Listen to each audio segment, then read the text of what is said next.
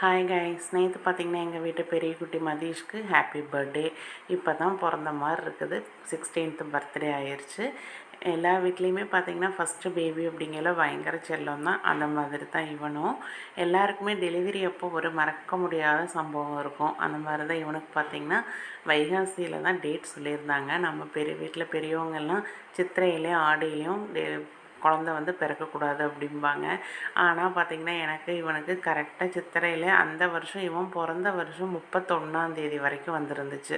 கரெக்டாக 29ஆந்தேதியே delivery pain வந்துச்சு. 29 delivery ஆகலை, 30 ஆகலை, 31 தான் இவன் பிறந்தான். அதனால் எல்லா வருஷமுமே இவன் சித்திரை 31 இவன் அப்படின்னு எல்லா வருஷம் கேட்பாங்க. அதனால் எனக்கு அதே ஞாபகம் தான் வரும். அதே மாதிரி உங்களுக்கும் டெலிவரி அப்போது மறக்க முடியாத சம்பவம்னு ஒன்று இருக்கும். அதை கண்டிப்பாக கமெண்ட்டில் சொல்லுங்கள். நாளைக்கு ஒரு வீடியோவில் பார்க்கலாங்களா? தேங்க்யூ.